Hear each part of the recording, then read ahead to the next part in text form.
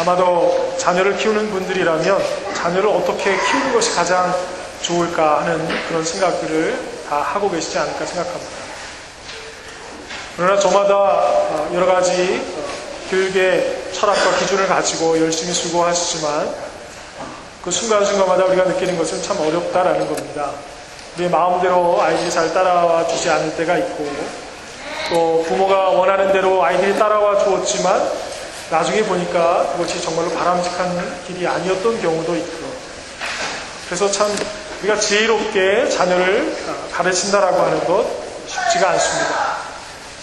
저는 무엇보다도 우리가 생각할 때 연약함이 있는 곳, 문제가 있고 장애물이 있는 곳에서 우리가 정말로 지혜가 필요한데, 바로 그때 하나님께서 이 어려운 상황 속에서, 문제의 현장에서 우리와 어떻게 만나 주실 것이냐, 하나님께서는 우리에게 임한 이 장애물을 우리로 하여금 어떻게 지나가게 하시면서 우리에게 무엇을 원하시는가 우리가 깨닫고, 또 우리 자녀들에게도 그 지혜를 잘 가르쳐 줄 수 있는 좋은 신앙의 부모가 되기를 바랍니다. 교육을 이야기하다 보면 유대인들의 교육에 대해서 이야기를 하게 될 때가 참 많이 있습니다. 그런데 우리가 아는 유대인들의 아주 특별한 교육 방법은 가장 어려웠던 시절에 시작이 되었습니다. 가장 어려웠던 시절이 언제냐면, 이제 나라가 완전히 멸망을 당해서 바빌론에게 멸망을 당하고, 이제 똑똑하다, 쓸만하다 생각하는 사람들은 바빌론으로 끌려가기까지 하고, 그래서 별 볼 일 없는 사람들은 있던 곳에서 정말 난민이 되어서 살아가고, 끌려갔던 사람들은 종살이를 하면서 바빌론 포로기를 보내는 그러한 비참한 시간이 있었습니다. 그런데 바로 그 시기에 더 이상 나라도 없고 하나님께서 지켜주신다라고 하는 생각도 할 수 없는, 정말로 경험하는 것이라고는 눈물과 슬픔과 아픔밖에 없는 그러한 시기에 이스라엘의 교육이 시작이 되었습니다. 어떠한 교육이었냐면은 바로 하나님 말씀으로 돌아가는 것입니다. 그때 이후에 이스라엘 백성들이 하게 된 것이 몇 가지가 있는데요. 이제 바빌론으로 끌려가니까 당연히 성전이 없어졌습니다. 성전이 없기 때문에 성전에서 제사를 드리던 이스라엘 백성들은 예배를 드릴 수가 없게 됐습니다. 제사장도 제사장의 역할을 할 수가 없습니다. 그래서 시작된 예배가 바로 회당 예배입니다. 우리가 알고 있는 유대인들의 회당은 바빌론 포로기에 시작이 됐습니다. 그들이 포로기에 회당을 만들고 회당에 모여서 했던 일이 무엇이냐면, 하나님을 예배하는 자들에게 주신 하나님의 율법을 읽고 그것을 묵상하고 또 그것을 통해서 지혜를 얻는 일이었습니다. 그래서 그 이후에 이스라엘 사람들이 어느 나라에서 어떤 환경에서 살든지 반드시 하는 일이 하나 있다면 그들이 모인 곳에 회당을 짓는 겁니다. 그래서 미국에도 저녁에 회당들이 있습니다. 웬만한 도시에 가면 유대인들의 회당이 있고 그것에 모여서 회당 예배를 드리고 거기에서 율법에 대해서 대화하고 배우는 그런 시간을 갖습니다. 다시 말하면 예배 생활을 통해서 유대인들이 성장했다는 것입니다.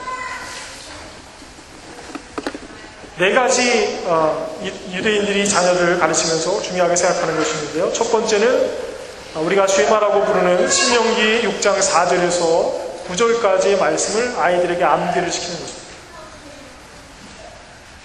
하나님을 사랑하는 자가 되도록 그들에게 인간이 하나님께로부터 부여받은 사명과 그 삶의 의미를 깨닫게 하는 것입니다. 그래서 말을 배우기 시작함과 동시에 신명기 6장 4절에서 9절의 말씀을 읽게 하고 외우게 가르쳤습니다. 두 번째는 부모들이 아침 기도회 때마다 자녀들을 초청해서 자녀들과 함께 기도했습니다. 기도할 때 조용히 하고 저 방에서 놀고 있어라 이렇게 말하지 않고 아이들을 데리고 와서 함께 기도하는 그런 가정이 되었던 것입니다. 그래서 그들이 어려울 때든지 좋을 때든지 하나님과 함께하는 신앙의 습관이 어려서부터 생기게 만들었습니다. 세 번째는 뭐냐면 테포린이라고 부르는 조그만 상자 가운데에다가 하나님의 말씀, 그 쉐마의 말씀을 양피지에다 써서 그것을 그 안에다 집어넣고 그것을 팔목에다가 그리고 또 하나는 머리 이마에다가 그것을 사도록 했습니다. 현재 유대인들 가운데서도 아직도 보수적인 유대인들은 그걸 하는 사람들이 있습니다. 그렇게 하는 이유는 뭐냐면 손목에다가 그것을 내는 이유는 무슨 일을 할 때든지 우리가 하나님의 은혜를 믿지 아니하면 아무 소용이 없다라고 하는 의미에서 손목에다 잡고 이마에다가 그 말씀을 상자에 넣어서 가지고 다녔던 이유는 무엇이냐면 우리의 모든 생각과 지혜가 머리로부터 나오는데 하나님의 말씀이 먼저 떠올라야 되겠다라고 하는 의미에서 이마에다가 그것을 붙이고 다니게 했습니다. 그뿐만이 아닙니다. 각 집의 문지방 위에다가 또 상자를 달아서 나무 상자나 쇠로 된 상자로 만들고 그 안에 또 쉐마를 집어넣었습니다. 그래서 그 문을 드나들 때마다 이 집은 하나님께 속한 집이다 라고 생각하면서 항상 그 말씀이 들어있는 상자를 손으로 만지고 때로는 입을 맞추면서 그 집을 드나들었습니다. 어떻게 보면 주술적인 행위처럼 보이지만 사실은 주술적인 행위가 아니라 그만큼 이제는 말씀을 떠나서 살다가 우리가 멸망을 당했었는데 이제는 하나님께 예배할 수 있는 예배의 터전도 없는데 이 상황을 극복하기 위해서는 하나님께 예배하고 하나님의 말씀에 순종하는 것을 우리 일상생활 속에서 지켜야만 되겠다라고 하는 그런 마음에서 그런 생활을 시작했던 것입니다. 저는 오늘 말씀을 함께 나누면서 유대인의 교육에 대해서 여러분들께 말씀을 드리고 싶었습니다. 왜냐하면 이 어번이라고 하는 지역이 젊은 가족들이 많고 어린 아이들을 키우는 부모들이 많기 때문에 교육에 대한 열정이 어느 지역보다 뜨거운 것 같습니다. 그래서 열심히 기도하는 분들도 있습니다. 그러나 때로는 아쉬운 점이 보입니다. 그것이 무엇이냐면 자녀 교육을 위해서 자녀들이 공부할 시간과 여유를 위해서 하나님께 예배하는 시간과 하나님께서 주신 사명을 감당하는 일을 포기하는 일이 때로는 보이기 때문에 그렇습니다. 무엇이 중요한가라고 하는 것에 있어서 때로는 우리가 지혜가 필요합니다. 하나님께서 우리에게 자녀를 주신 것이 우리의 자녀를 하나님과 협상하면서 하나님께서 주실 수 있는 복을 받을 것이냐 말 것이냐 우리가 결정하는 것이 아니라 우리의 자녀는 하나님의 자녀이고 그 하나님의 자녀를 우리가 청지기로서 받아서 양육하는 것입니다. 그렇기 때문에 우리는 하나님의 지혜가 필요하고 하나님의 도우심이 필요합니다. 특별히 오늘 우리가 함께 나눌 본문의 말씀이 가지고 있는 초점은 무엇이냐면 우리가 가장 연약하다라고 하는 바로 그 현장, 그곳이 어떤 곳이냐, 우리가 연약하다고 생각하는 그 자리가 바로 은혜의 자리라고 하는 것입니다. 하나님의 은혜가 머무는 곳, 그것이 행복한 곳이 아니겠습니까? 그곳이 어떤 곳이겠습니까? 우리가 함께 생각해 보고자 하는 것입니다. 언제나 여러분의 기억에 남는 곳은 은혜가 있던 자리입니다. 여러분들이 어떤 분들은 돈을 잘 버셔서 나름대로 커리어를 쌓고 좋은 위치에 있으면서 좋은 집과 좋은 차를 소유하고 계신 분도 있을 것입니다. 그러나 아무리 좋은 집에 거하셔도 여러분이 어렸을 때 여러분의 추억이 있었던 여러분의 부모와 함께 있었던 그 시절이 그리우실 겁니다. 과거에 내가 뛰어놀았던 그 동산에 한번 갔으면 좋겠다. 그때 아버지가 내 손을 잡아주시면서 무섭고 두렵게 뒷바람이 불던 때에 내 손을 잡고 그 언덕을 넘어갈 수 있게 해주셨던 그 기억을 생각하면서 그래 아버지가 내 힘이 되셨는데 지금은 살아계시지 않지만 그때 그 시간으로 다시 돌아가 봤습니다 하는 그런 마음, 아마 그런 생각을 해보시는 분들이 있을 겁니다. 그때 먹을 것을 제대로 먹지 못하던 시절일 수도 있고 아버지가 병약해서 정말 힘든 그런 가정의 형편으로 여러 가지가 어려웠을 수도 있습니다. 그럼에도 불구하고 그 시간이 그리웠던 이유는 무엇이냐면 바로 그 순간 그 자리가 은혜가 있었던 자리이기 때문에 그렇습니다. 그 은혜가 무엇이냐? 사랑을 경험할 수 있는 자리가 은혜의 자리입니다. 그때 그 시절이 좋았느냐 나빴느냐는 먹고 살기가 좋았느냐 힘들었느냐 풍족했느냐 내가 하고 싶은 일을 다 할 수 있었느냐와 상관이 사실은 없습니다. 시간이 어려웠을지라도, 우리의 몸과 육이 어려웠을지라도 그 현장에서 우리가 사랑을 경험할 수 있었다는 그 자리는 은혜의 자리고, 그 자리는 우리가 가고 싶어하는, 다시 한번 누리고 싶어하는 그런 복된 자리인 줄로 믿습니다. 다시 말을 하면 그 자리는 사랑이 있었던 곳이고, 은혜가 있었던 곳이고, 소망이 있었던 그런 자리인 것입니다. 그런데 이 은혜를 생각할 때에 우리는 풍족함에 대한 생각을 떠올리기가 쉽습니다. 왜냐하면 우리가 자본주의 문화 가운데서 살다 보니까 항상 넉넉해야 마음이 놓입니다. 지금 먹고 살고 있음에도 불구하고 내일 먹고 살 수 있는 곳이 떨어지면 어떻게 하나, 주식값이 떨어지면 어떡하고, 내 일자리를 잃어버리면 어떡하고, 내 건강이 문제가 생기면 어떡하나라고 하는 두려움이 우리의 발목을 잡습니다. 지금 내가 하나님께 예배할 수 있고, 지금 내가 누군가에게 베풀 수 있고, 내가 도울 수 있는 위치에 서 있음을 가지고 기뻐하지를 못하고 잊어버릴까, 앞으로 어떻게 될까봐 그것이 두려워서 감사하지 못하는 것입니다. 그러나 사실 하나님께서 주시는 은혜는 성경적으로 보면 넘치도록 풍족하다고 말하는 것이 옳습니다. 우리 입장에서 볼 때만 은혜는 우리에게 만족하냐 만족하지 않느냐가 중요할 뿐입니다. 그러나 성경적으로 볼 때에 우리에게 콩 한 쪽이 주어졌을지라도, 무엇이 주어졌을지라도 은혜로 받으면 그것은 우리에게 풍성한 것인 줄로 믿으시기를 바랍니다. 첫 번째로 우리가 생각해 볼 것은 은혜가 머무는 것이 어떤 곳이냐, 우리의 연약함이 있는 곳이다라고 하는 것입니다. 우리가 쉽게 생각하기는 우리에게 장애물이 나타나면 빨리 도망가고 싶어집니다. 여기가 아닌가 보다 생각이 되면 빨리 피하고 싶은 마음이 먼저 들죠. 그래서 때로는 그냥 물리적으로 도망가기도 하고 다른 사람한테 떠넘기기도 하고, 어떤 방식으로든지 심리적으로든지 물리적으로든지 어떠한 방식으로든지 그 문제 상황으로부터 도망가려고 하는 것이 우리 인간이 가지고 있는 본성인 것 같습니다. 하지만 오히려 우리가 연약함을 느끼는 그 자리는요, 항상 은혜를 충만하게 누릴 수 있는 아주 좋은 자리입니다. 우리가 넘어진 자리에서 우리를 일으켜 세워주시는 부모님의 손길을 경험하는 것입니다. 우리가 무섭고 두려워 떨면서 잠자다가 갑자기 번개가 칠 때 아이들이 막 울잖아요. 그때에 한 걸음에 달려와서 나를 안아주는 그 엄마의 품속에서 그 엄마의 더 큰 사랑, 아이들은 충분히 느끼게 됩니다. 두려워하는 것 같지만, 어려운 문제의 현장이라서 나에게는 도움이 되지 않은 것 같지만, 사실은 그 문제의 현장, 그 연약함을 느끼는 바로 그 자리가 하나님의 은혜를 충만하게 느끼는 그런 자리인 것입니다. 기도할 수밖에 없는 일들이 자꾸 일어나십니까? 하나님께서 기도 가운데 여러분을 만나고 싶어 하시는 것입니다. 다시 말하면 그 기도 가운데 하나님께서는 풍성히 부어주시고 싶고, 여러분의 손을 그 부드러운 손으로 붙잡고 싶으신 것입니다. 그러나 우리가 자꾸 피해 다니다 보니까 주님과 조우하지 못하는 것이죠. 주님 곁을 맴돌기는 하는데 우리 연약함의 자리에서 주님을 인정하는 것이 아니라 돈의 힘을 인정하거나 어떤 좀 힘있다라고 하는 사람, 권력있다 하는 사람들의 도움을 통해서 문제를 해결하려고 하다 보니까 다시 한번 넘어지고 상처받고, 왜 하나님은 나를 도우시지 않을까, 입술로 불평하면서 결국은 좋은 신앙의 사람이 되지 못하고 하나님께서 주신 복을 누리는 자가 되지 못하고 자꾸 비탄에 빠져 살 수밖에 없는 그런 불행한 사람이 되고 마는 것입니다. 사랑하는 성도 여러분, 여러분들 가운데 연약함이 있으십니까?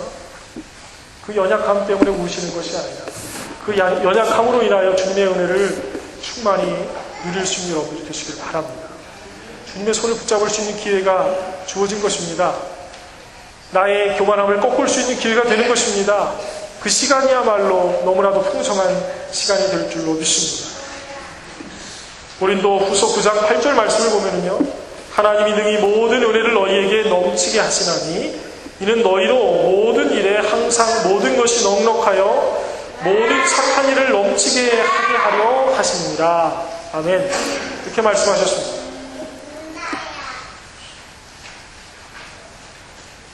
영문 성경의 메시지라고 하는 버전으로 해서 이 말씀을 읽어보면은 하나님께서 우리에게 은혜를 아주 놀라운 방식으로 풍성하게 해주셔서 우리가 필요한 일을 할 수 있는, 필요한 일 겨우 감당하는 것 이상으로 모든 일을 감당할 수 있도록 그렇게 해주신다. 이렇게 말씀하셨습니다.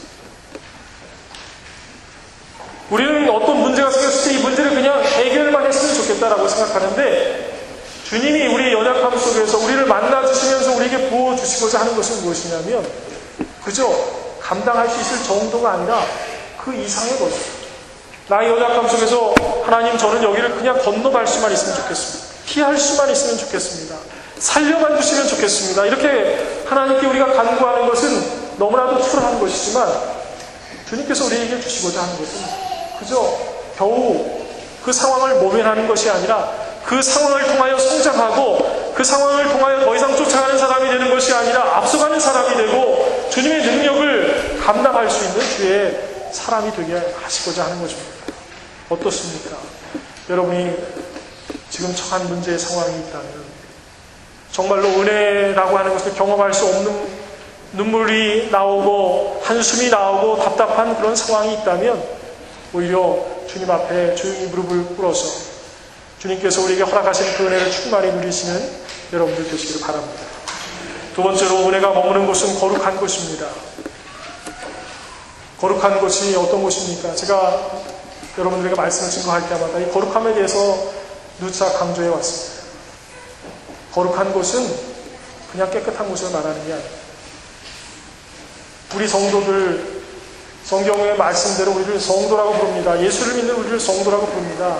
거룩한 물이라는 뜻인데, 솔직히 말해서 우리 자신을 생각할 때 우리가 거룩합니까? 깨끗합니까? 열심히 신앙생활하고 직분을 받았다고 해서, 남에게 존경을 받는다고 해서 우리가 정말로 깨끗하겠습니까? 성경이 말하는 그 거룩한 물이라고 하는 뜻은 그냥 깨끗하다는 뜻이 아닙니다. 구별되었다라고 하는 뜻입니다. 구별되었다라고 하는 것은 항상 특별한 의미가 있습니다. 제가 어렸을 때 항상 아버지하고 식탁에서 식사를 하면서 저 숟가락을 한번 써봤으면 하는 그런 숟가락이 있었어요. 왜냐하면 그 집에서 우리 아버지만 쓰시던 수저가 있었거든요. 그 유별난 거 아닌데 어머니가 아버지 것만 따로 구별해 놓은 거예요.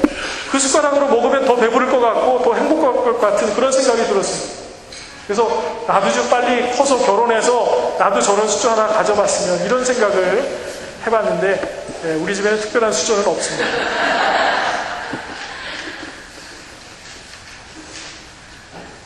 그게 특별한 이유가 무엇인지 아십니까? 구별이기 때문에 특별합니다. 우리가 왜 성도인지 아십니까? 우리가 세상 가운데 삽니다. 똑같이 일합니다. 다른 사람들과 다른 걸 먹는 게 아닙니다. 예수를 믿게 되면서부터 뭐 맨날 금식만 합니까? 그렇지 않습니다. 똑같은 일을 하고 똑같은 음식을 먹고 똑같이 어려운 문제와 부딪혀 살지만, 우리는 그 삶의 현장에서 다른 사람들과 달리 하나님께 속한 사람으로서 우리 스스로를 구별하는 거죠. 나는 세상에 속하지 않았다, 나는 하나님께 속했다라고 구별하는 것입니다. 성도 여러분, 자기 자신을 구별할 줄 아는 사람이 위대한 인물이 됩니다. 시골에서 남들이 알아주지 않는 시골 촌동네에서 꿈을 키우면서 살아도 나는 여기서 썩을 사람이 아니라 내가 앞으로 이 나라 이 땅의 지도자가 됩니다. 내가 지금 누리지 못하는 것을 내가 지도자가 되면 산골에 사는 촌놈들도 제대로 살 수 있도록 내가 그때를 위해서 내가 준비되겠다. 학원도 없고 부모님도 형편에 안 좋으셔서 나를 위해서 많은 것을 베풀어 주시지 못하지만 내가 할 수 있는 최선을 다해서 내가 공부하겠다. 나는 그냥 시골 촌놈이 아니라 앞으로 미래를 책임질 리더다. 스스로 자기 자신을 구별하는 사람은 리더가 되는 것입니다. 우리가 예수를 믿으면서 그저 교회 와서 기도 좀 열심히 한번 해봐서 혹시라도 하늘에서 복을 내려주시면 복을 한번 받아보고 아니면 말고 하는 마음으로 우리가 교회에 나온다면 우리가 얻을 수 있는 것은 아무것도 없습니다. 하지만 하나님께서 나를 택하여 주셨다. 내가 지금 비록 팔다리가 잘린 것 같이 돈도 충분히 벌지 못하고 시간도 충분하지 못하고 때로는 마음도 편하지가 못해서 나 혼자 그저 먹고 사는 것도 힘들게 느껴지지만, 그래도 나는 하나님께서 나를 택하셨기 때문에, 하나님께서 때가 되시면 하나님께서 나를 가정으로 보내시든지 때로는 내가 원하지 않았던 그러한 어두운 곳에서든지 그곳에서 만나는 이들에게 주님의 은혜를 끼치는 자가 되고 그곳에서도 기뻐하는 자가 되어서 하나님이 나를 사용하신다라고 하는 것을 그들에게 내가 보이리라. 내 자신을 구별하게 될 때에, 여러분의 삶을 구별하게 될 때 여러분의 삶의 현장은 복되고 아름다운 것이 될 줄로 믿습니다. 구별된 자가 특별한 것입니다. 특별한 사람이 구별된 것이 아닙니다. 자기 스스로를 구별할 수 있는 사람이 특별해지는 것입니다. 하나님이 부르신 것을 깨닫지 못하는 사람은 그냥 머리만 좋은 사람이 될 수밖에 없습니다. 그냥 돈이 많은 사람일 뿐입니다. 그냥 많은 것을 가진 사람일 뿐입니다. 많은 것을 가졌지만, 지식을 가졌지만 지도자가 되지 못하고, 지도자가 되었지만 정말로 좋은 열매를 맺지 못하는 사람들이 얼마나 많이 있습니까?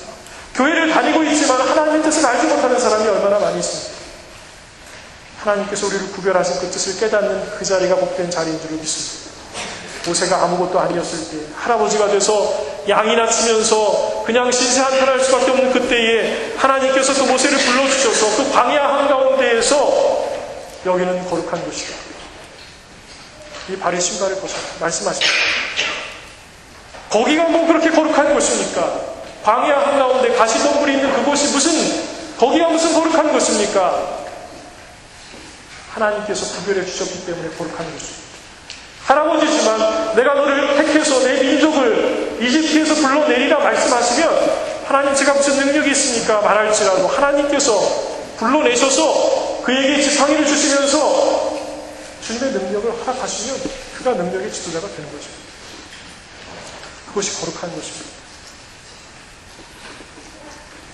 환난을 당하여도 주님께서 주신 것이라, 그것은 거룩한 것입니다.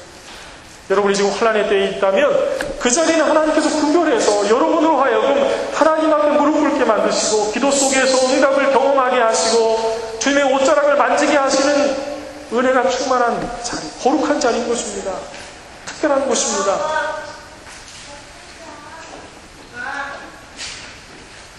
특공대에 멋진 베레모를 쓰고 다니는 그런 장병들을 보면, 야, 참 저 사람들 멋있다, 신체적으로도 뛰어나고 저 사람들이 전쟁이나 특별한 상황이 되었을 때 얼마나 대단한 일을 할까 생각하면 평범해 보이지가 않습니다.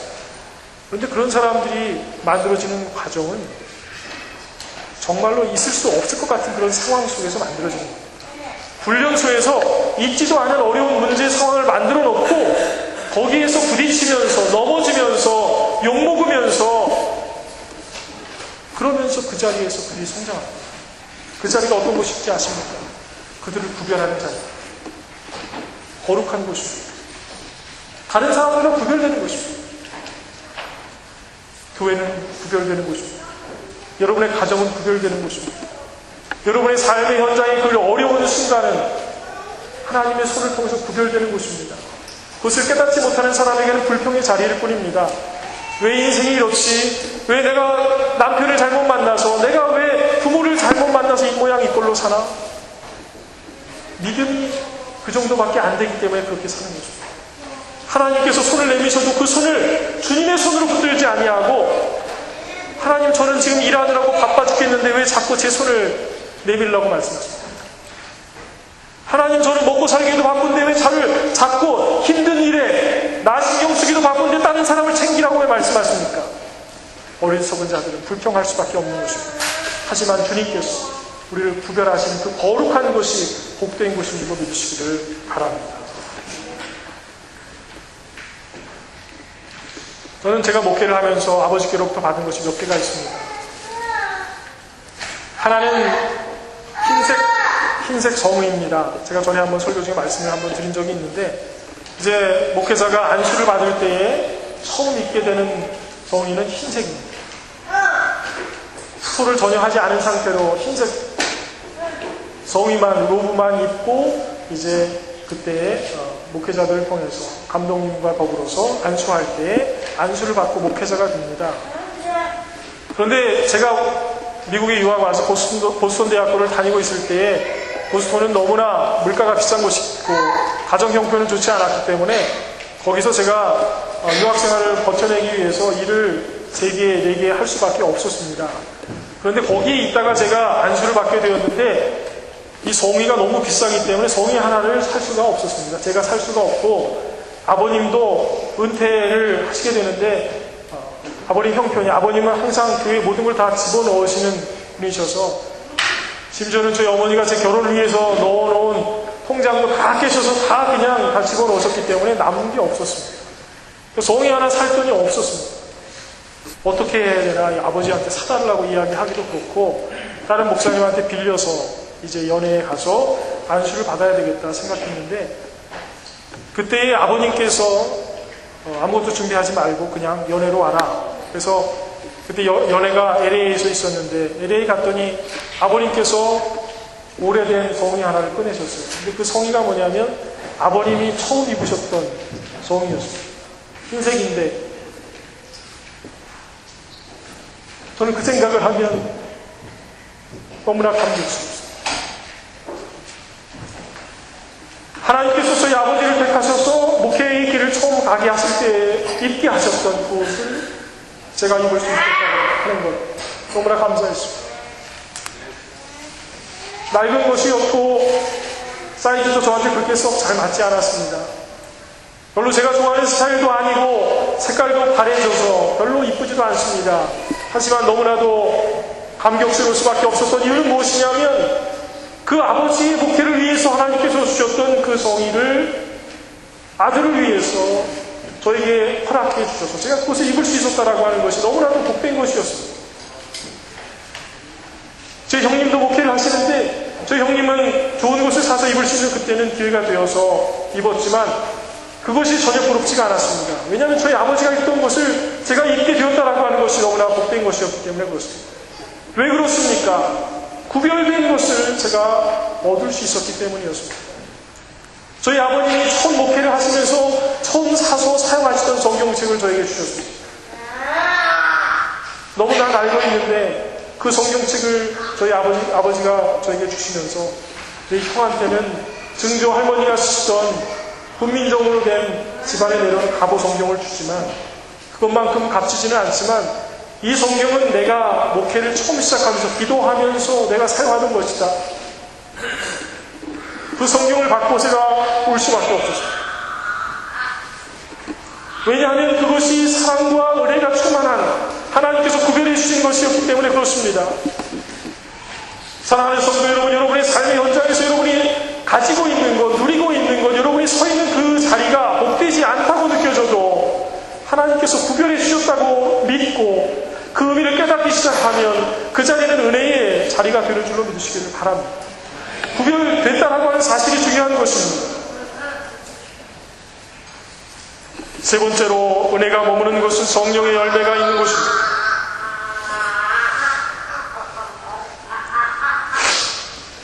죄송합니다. 구별되었으면 그것은 좀 전에 말씀드린 것처럼 그것은 거룩한 것입니다. 그런데 그것이 거룩한 것이라면 반드시 열매를 맺어야만 됩니다. 우리가 좋은 곳에 가 있다고 해서 그것이 복된 것이 아닙니다. 좋은 곳에 있었으면 그곳에서 우리가 열매를 맺어야 됩니다. 높은 자리에 있으면 넉넉히 가지고 있으면 그것을 가지고 열매를 맺어야 그의 인생이 복된 것입니다.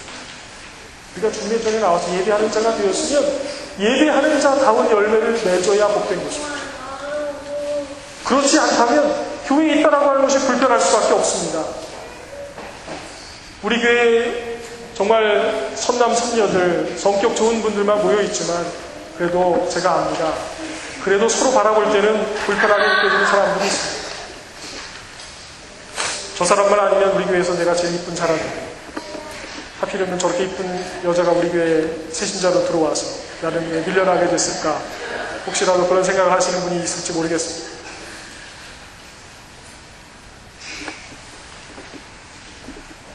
우리가 서 있는 자리에서 만족하지 못하는 우리가 가진 것은 아무런 의미가 없는 것입니다.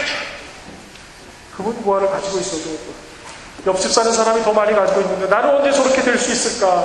그것 때문에 걱정하고 경쟁심에 스트레스 받으면 여러분이 가지고 있다라고 하는 것은 아무런 의미가 없는 것입니다.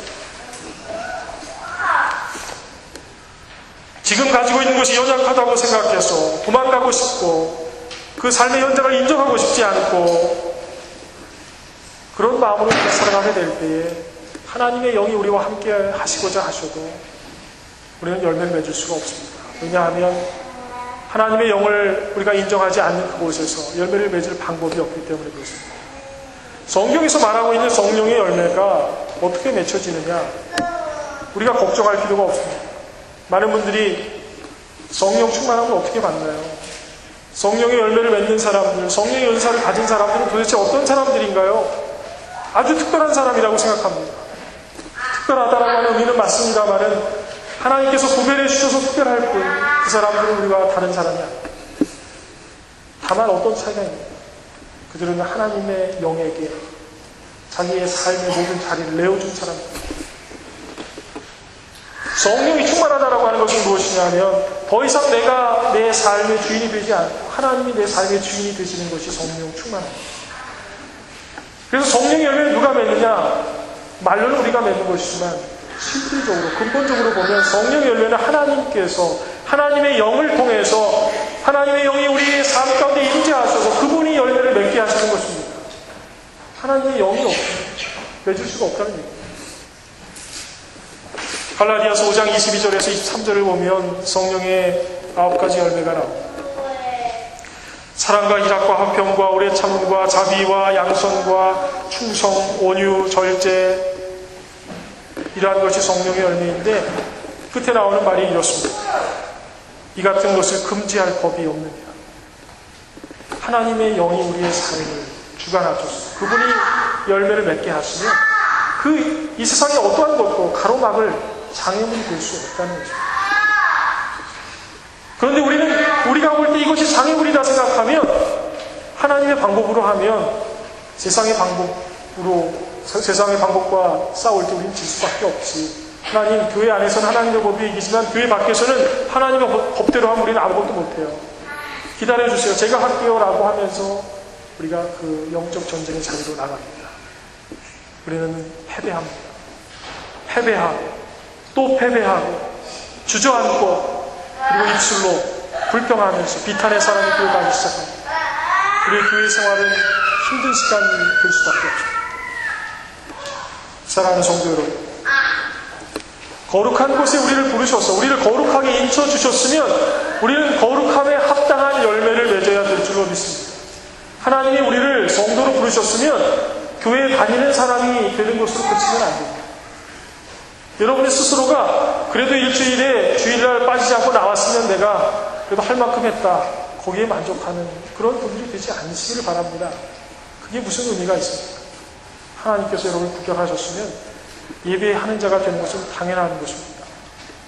그러나 하나님은 예배하는 자만 되기를 원하시는 것이 아니라 하나님께서 주시는 사명을 감당하는 사명자가 되기를 원하십니다.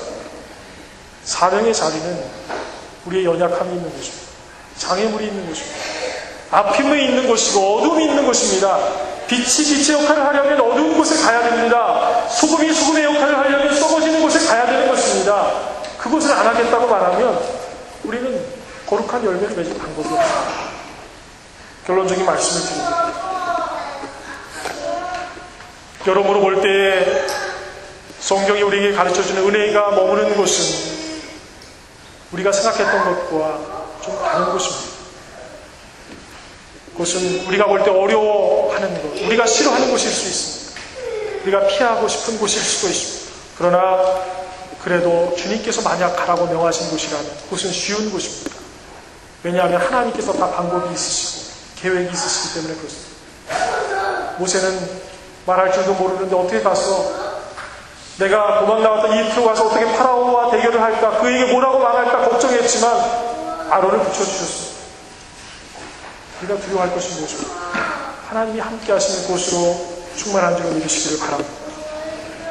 메마른 것 같아도 저기서 광야에서 내가 어떻게 물을 마시면서 이 광야를 건너갈까 걱정하지만 하나님께서 주신 지팡이로 그것을 믿음으로 내려치면 거기에서 샘물이 쏟아져 나오는 줄로 믿으시기를 바랍니다.